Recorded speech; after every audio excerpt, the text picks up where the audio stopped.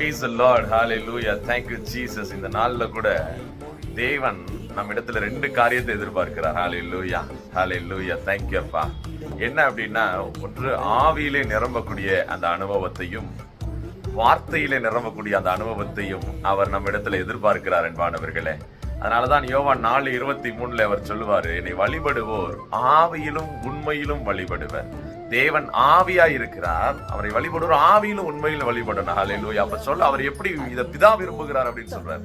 அப்ப இத பாருங்க அன்பானவர்களே, இந்த ஆவியில நிரம்பக்கூடிய அனுபவம் ஒரு பக்கம் நம்மள்ட்ட இருக்கணும். உண்மை அப்படின்பது வார்த்தை. யோவான் 17:17 சொல்லுகிறது, வார்த்தையே உண்மை, வார்த்தையே சத்தியம். ஹல்லேலூயா.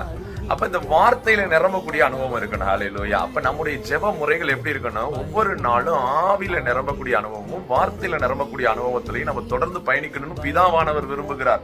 இதை இயேசு ஆண்டவர் நம்ம இடத்துல சொல்லுகிறார். இதை பரிசுத்த ஆவியானவர் நம்